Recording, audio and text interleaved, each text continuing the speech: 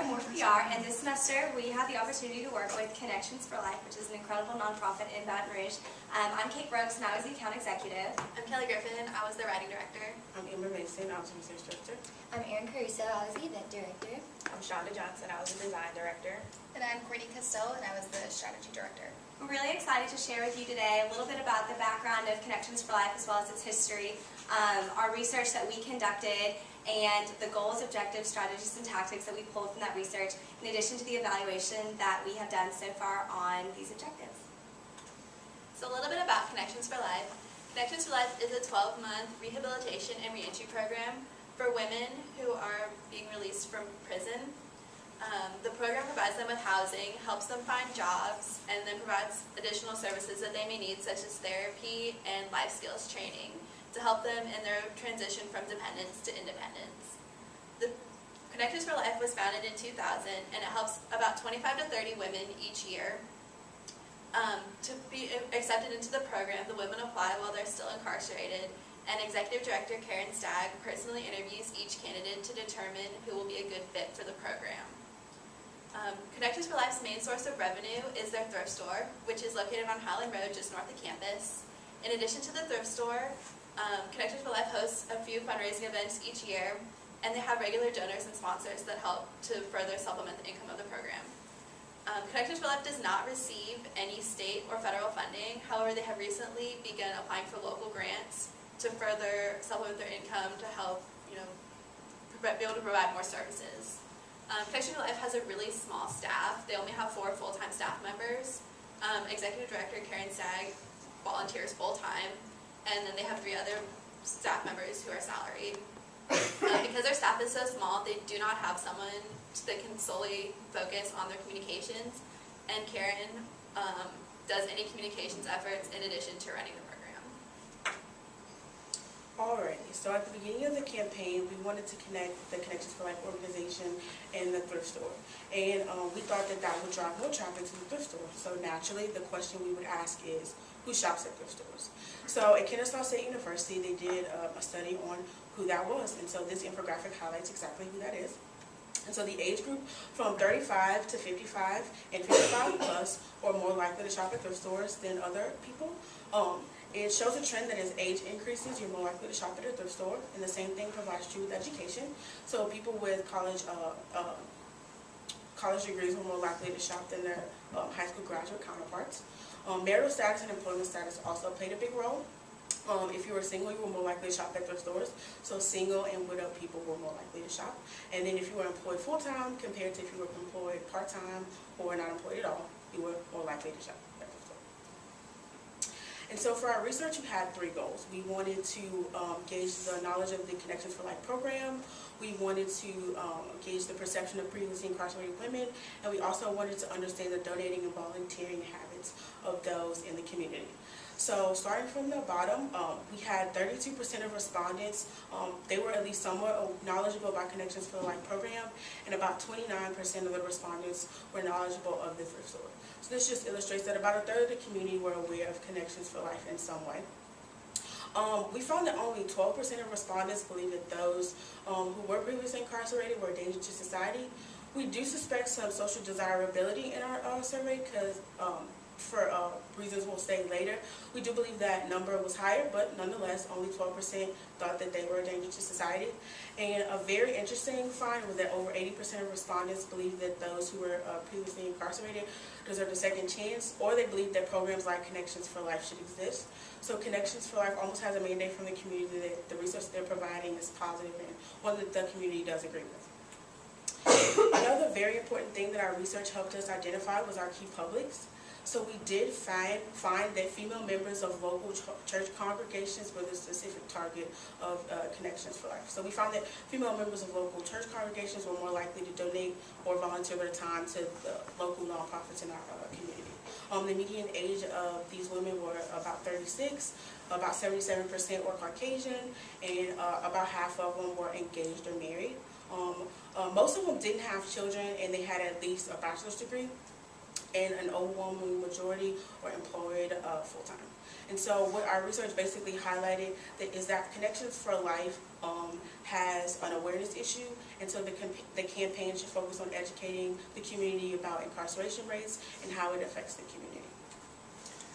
We created 2 goals and 2 objectives to help drive our campaign. Our first goal was a reputation goal, which we derived our first objective from.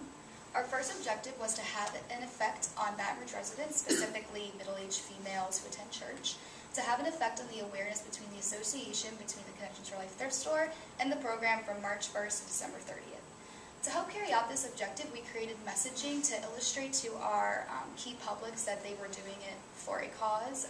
That was our message umbrella. And they were not only supporting the local thrift store, but the program as a whole, and subsequently helping change the lives of the women who comprise the program. Additionally, to help carry out the objective, we created 2 different strategies. Our first strategy was an action strategy in which we hosted a booth in downtown Baton Rouge at Louisiana Earth Day, not only to promote thrifting, but to promote the thrift store and hopefully drive traffic towards the thrift store. And our second strategy was a communication strategy in which we utilized social media to help promote the thrift store, the program, and recognize business sponsors that support Connections for Life. To take you through the tactics we created based off these strategies, Sean is going to take over. Okay, so on the right side is going to be our action strategies, and then on the left side would be more so the communication strategies. On the right side, there's pictures up there from the booth that we hosted at Louisiana Earth Day. When we leading up to the booth, we did multiple posts on social media, like, hey, here's Earth Day facts, here's a countdown to Earth Day, come see us at Earth Day. When we got to Earth Day, we also handed out event cards that invited them to our celebration event, and then also we had a brochure just about Connections for Life in general, and we kept up with the hashtag thrift for a cause. So like Courtney said, our umbrella was for a cause. So we wanted people to know that Earth Day, recycling, made the connection between recycling, bring your clothes to the thrift store, shop at the thrift store, recycle clothes, save the environment. That was our whole idea about Earth Day. And then the next part is our communication. So at the top, there's a little snapshot of the blog post that we gathered. We sent out a media advisory, a pitch letter. We sent out a pitch letter to WBRZ and a local fashion blogger about the thrift store, and we actually got picked up by the blogger and WBRZ. WBRZ did a segment on it, and the blogger wrote like, oh, I went to the thrift store and I made this whole outfit for $27, like, come shop here. And at the bottom, we wanted to make sure that we kept engaging with our key publics and make sure that they're up to date, but designing a quarterly newsletter to send out for Connections for Life supporters and people who want to get involved. So our second goal was a relationship goal. It was to strengthen the relationship between business sponsors and philanthropic individuals to just ensure the vitality of the program itself.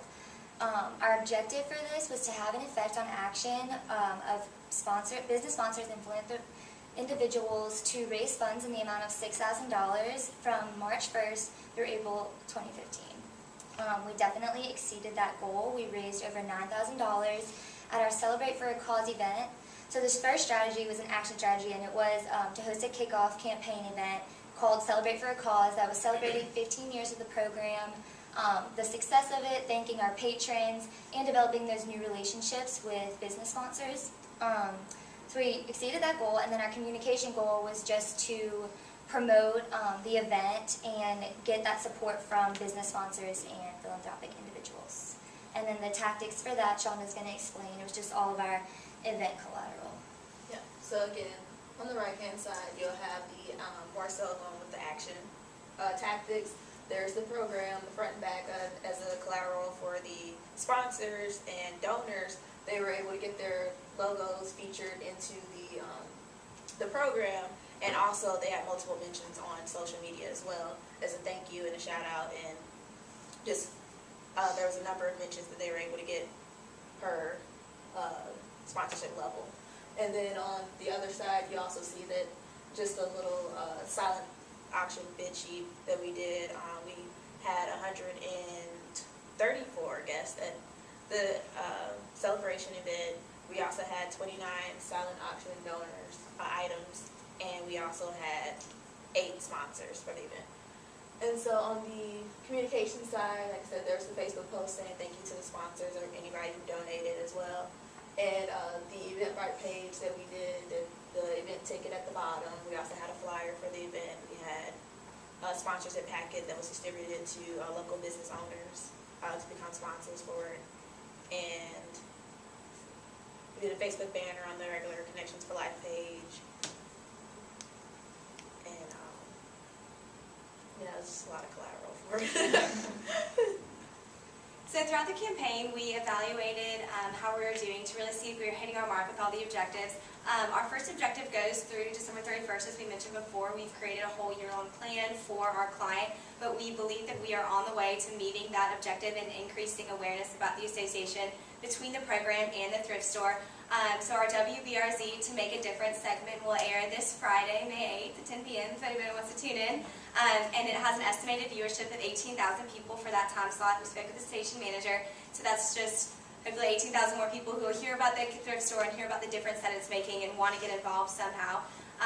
And we also compared Facebook analytics from the month before we took control of the Facebook page to the month that we took control of the Facebook page and posted all sorts of fun messages for Connections for Life. There was a 25.32% increase in engagement, so that means post likes, comments, and shares. They're already pretty active on Facebook. Karen really does do a good job of highlighting community involvement, showing what the women are doing, and showing who's helping out at the program. But it was exciting just to get a little bit more engagement. We reached 50.68% more people during the month-long period that we had the Facebook page. And we increased the number of likes received in that 1 month period by 462.5% as compared to the period before. So that was really exciting that we're really just sharing Connections for Life and hopefully gaining potential supporters in the future. Our second objective, we are proud to say that we exceeded. We raised $9,045 through ticket sales, sponsorships, and silent auction. As Shonda mentioned, we had 135